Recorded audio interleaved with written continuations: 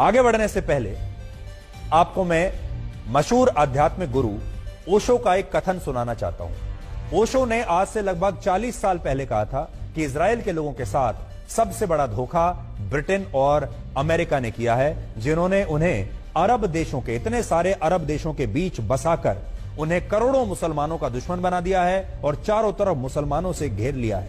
और ये यहूदियों के साथ ब्रिटेन और अमेरिका का बहुत बड़ा धोखा है और ये यहूदी कभी भी यहां चैन से नहीं रह पाएंगे, क्योंकि ये चारों तरफ से अरब देशों से घिरे हुए हैं। सुनिए उन्होंने क्या कहा था।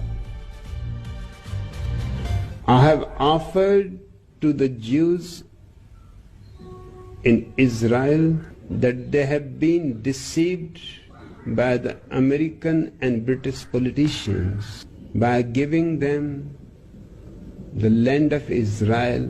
Perhaps it was the most cunning thing in this century that happened. Jews thought it is great, but they could not understand the conspiracy.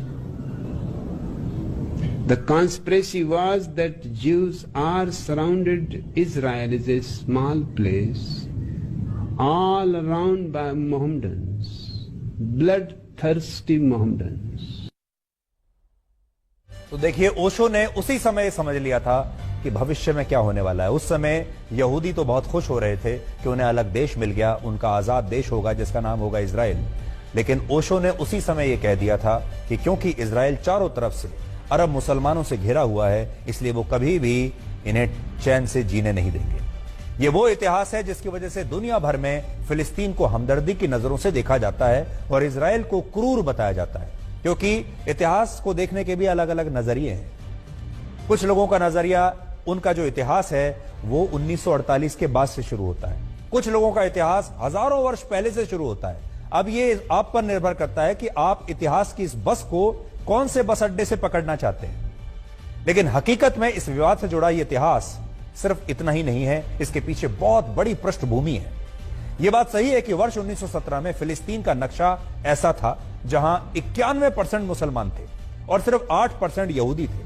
लेकिन यह भी सच है कि 1000 ईसा पूर्व इसी क्षेत्र का नक्शा ऐसा हुआ करता था जहां लगभग 100% आबादी यहूदी धर्म के लोगों की थी और इस क्षेत्र में एक भी मुसलमान नहीं था।